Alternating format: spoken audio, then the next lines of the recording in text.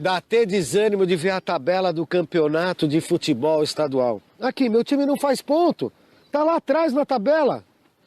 Aliás, você sabe como funciona essa tabela? Num campeonato, a partir de tabela de classificação, acaba se classificando os 2 melhores de cada chave. Então, são aqueles que mais pontos somam durante a competição. Uma vitória vale 3 pontos. Um empate, 1 ponto. Derrota, ponto nenhum. Então, pontos, número de jogos, depois o número de vitórias, e aí esse é normalmente o primeiro critério de desempate. Depois o empate e derrota, para você aferir a somatória dos pontos, e aí gol pró, que também é outro critério de desempate, quando há empate no número de pontos, no número de vitórias, aí você vê quem mais fez gols e menos gols sofreu para apurar o saldo. As tabelas de campeonato de futebol são tabelas que representam bem uma matriz. Se olharmos os times de futebol, cada equipe estarão alocados nas linhas. E os pontos, números de jogos, saldo de gols, empates, são as colunas. Essa disposição representa perfeitamente uma matriz. E o que é uma matriz? Uma matriz é um quadro retangular que a gente coloca dados, que podem ser palavras, mas só nos interessam as matrizes numéricas. É como uma planilha de computador que os contadores, as pessoas que mexem com a administração utilizam. Não tem jeito mesmo. Meu time está numa situação muito difícil nesse campeonato. Afinal, a matemática não mente. Mas como será que funciona uma matriz? Um exemplo que a gente pode dar em relação às matrizes é um armário. Imaginemos um armário com 3 prateleiras representando as linhas e 2 divisórias representando as colunas. Nesse caso, eu posso ter um lençol, por exemplo, na primeira linha e na primeira coluna. Posso ter também uma toalha na segunda linha e na segunda coluna. Ou mesmo um cobertor na terceira linha e primeira coluna. Essa é uma forma de representar os elementos dentro de uma matriz.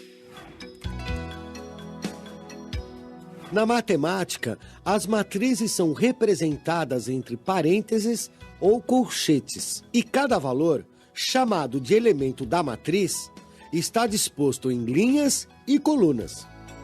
Uma matriz A é representada pelas suas coordenadas A e J.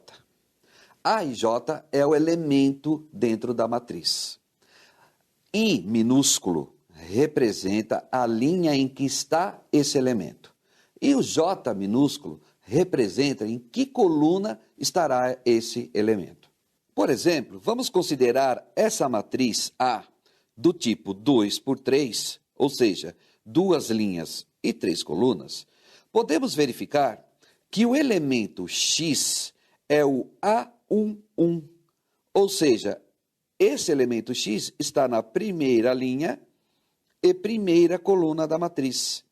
Podemos também localizar o elemento A22, que é o menos 7. Ele está na segunda linha dessa matriz e segunda coluna. E por fim, eu posso localizar também o elemento A13, que é o número 3, que está na primeira linha e terceira coluna.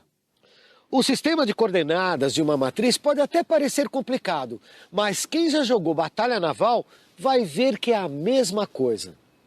Nesse jogo, a gente primeiro tem que posicionar toda a esquadra naval em um gráfico de linhas e colunas sem o oponente ver. Quando o jogo começa, cada um dá uma coordenada. A15. E se pegar uma parte de um navio, fica fácil afundar 1 a 1. D3. Quem afundar a esquadra inimiga primeiro, ganha. Eu adoro batalha naval, mas gosto mais ainda de futebol. Voltando à tabela do campeonato de futebol, vamos verificar agora como esses elementos estão dispostos dentro desta matriz. Os times de futebol estão dispostos nas linhas. Pontos, jogos, vitórias, empates, derrotas e assim sucessivamente estão dispostos em colunas.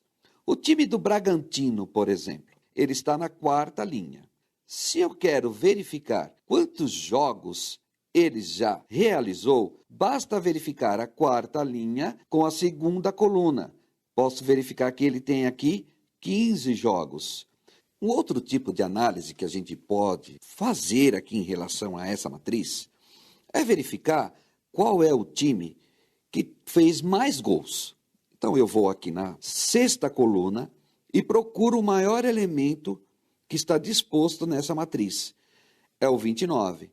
Verificando a posição do elemento, eu vou agora na linha correspondente a esse elemento e verifico que foi o Rio Claro, que marcou mais gols nesse campeonato. As matrizes podem ser de vários tipos, dependendo da quantidade de linhas e colunas. Existem vários tipos de matrizes. A matriz linha, por exemplo, é aquela que possui apenas uma linha. Matriz coluna, aquela que possui apenas uma coluna. A matriz quadrada, o número de linhas, nesse caso, vai ser igual ao número de colunas. Matriz do tipo 2x2, 3x3, 4x4. E existe também a matriz nula, onde seus elementos valem zero. Pois é, além da tabela do campeonato, as planilhas e as tabelas numéricas também são muito usadas em situações do nosso dia a dia. Para organizar números, entrada e saída de mercadorias, controle de estoque, conversão de valores, tabelas de preços e muitas outras aplicações. Eu trabalho mais na parte do escritório, fazendo a parte de controle de estoque, dos funcionários, a parte da produção dos bolos. Nós coletamos todos os dados, o quanto que tem de cada insumo, colocamos no programa e ele gera uma planilha composta de matrizes, onde nós cruzamos os dados das colunas com as linhas. E nessa intersecção, cada célula ela vai nos fornecer uma informação que vai ser útil para administrar a empresa. As planilhas eletrônicas são matrizes que vieram para auxiliar nas empresas, como, por exemplo, controle de estoque, controle de produção, controle salarial de funcionários.